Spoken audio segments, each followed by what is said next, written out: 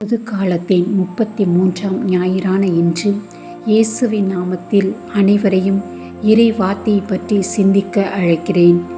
இன்று இறை வார்த்தை இயேசுவின் 2ஆம் வருகையின் போது என்னவெல்லாம் நிகழும் என்பதை பற்றி விளக்கமாக கூறுகிறது. கோவிலை பற்றிய பேச்சில் இன்றைய நற்செய்தி தொடங்குகிறது. எப்போதும் எல்லா இடங்களிலும் கோவில் என்பது அழகாக பொலிவாகத்தான் கட்டப்பட்டிருக்கும். ஆனால் அப்படிப்பட்ட கோவிலே ஒரு நாள் வரும்போது அவை இருந்த இடம் தெரியாமல் இடிக்கப்படும் என்கிறார் இயேசு.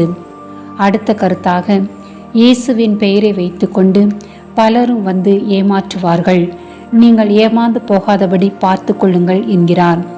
மூன்றாவது கருத்தாக, ஓர் அமைதியற்ற சூழ்நிலை உருவாகும். போர் முழக்கங்கள், குழப்பங்கள் இவையெல்லாம் நடக்கும் என்று கூறுகிறார்.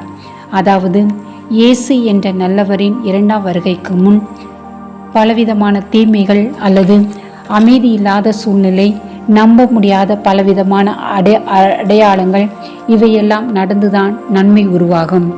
அதாவது இயேசு என்ற உண்மை உள்ளவர் தோன்றுவார், தீர்ப்பு வழங்குவார். அதாவது நன்மைக்கும் தீமைக்கும் இடையில் போராட்டம் நடக்கும். ஆம், பொதுவாக நமது வாழ்வில் நன்மை ஒன்றை அடைய நாம் பல போராட்டங்களையும் சவால்களையும் சந்திக்க வேண்டியுள்ளது. ஆனால் அதில் நன்மையானவற்றில் மன உறுதியோடு இருக்கும்போது நாம் கண்டிப்பாக தீமையை வெல்ல முடியும். இன்றைய நற்செய்தியின் இறுதி வாக்கியத்தில் மன உறுதியோடு இருந்து உங்கள் வாழ்வை காத்து கொள்ளுங்கள் என்று கூறுகிறார். அதே போன்று நானே உங்களுக்கு வன்மையையும் ஞானத்தையும் கொடுப்பேன் என்று இயேசு உறுதி கூறுகிறார். ஆம், இது உறுதி.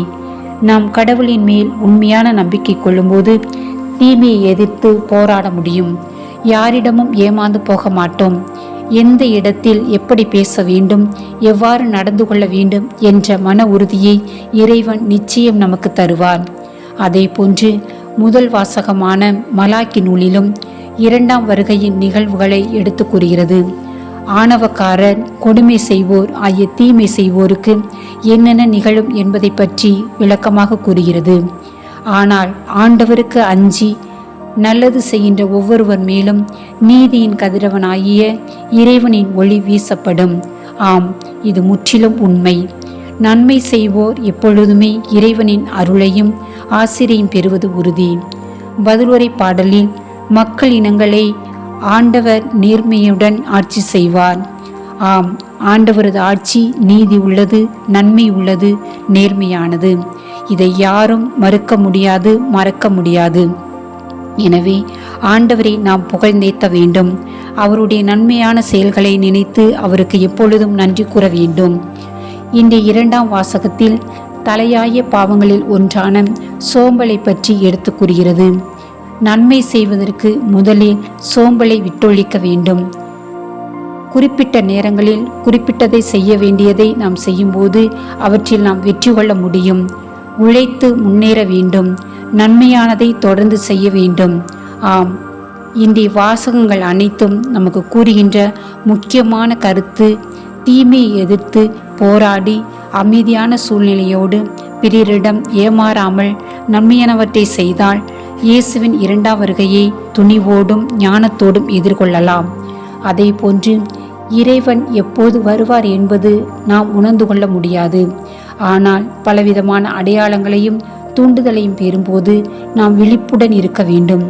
நன்மை செய்வதில் மட்டும் நாம் கருத்தாயிருந்தால் இயேசுவின் வருகை நமக்கு மகிழ்ச்சியை கொடுக்கும், மன நிறைவை கொடுக்கும். எனவே இயேசுவின் 2ஆம் வருகைக்கு மட்டுமல்ல, நாம் வாழும் ஒவ்வொரு நாளும் தீமையை எதிர்கொண்டு தீமையை தோற்கடித்து நன்மையானவற்றை செய்வோம். எந்த ஒரு சூழலிலும் யாரிடமும் ஏமாறாமல் நல்லவரான இயேசுவை மட்டும் நம்புவோம். ஆண்டவருக்கு மட்டும் அஞ்சுவோம். நன்மை செய்ய எவ்வளவு தடைகள் வந்தாலும் அதை இறை சக்தியால் வெல்வோம். வாழ்வில் வரும் தடைகளை தாண்டி வாழ முயற்சி செய்வோம். நன்மை செய்வோம், நன்மையை பெறுவோம். ஜெபம். எங்கள் அன்பு தெய்வமே இயேசுவே, வருகைக்கு எம்மை தயாரிக்க நாங்கள் எப்போதும் நன்மையானவற்றை மன துணிவோடும் சோம்பலை விட்டொழித்து மன மகிழ்ச்சியோடும் செய்வதற்கு நல்ல மனதை எங்கள் ஒவ்வொருவருக்கும் தந்தரலும். ஆமேன்.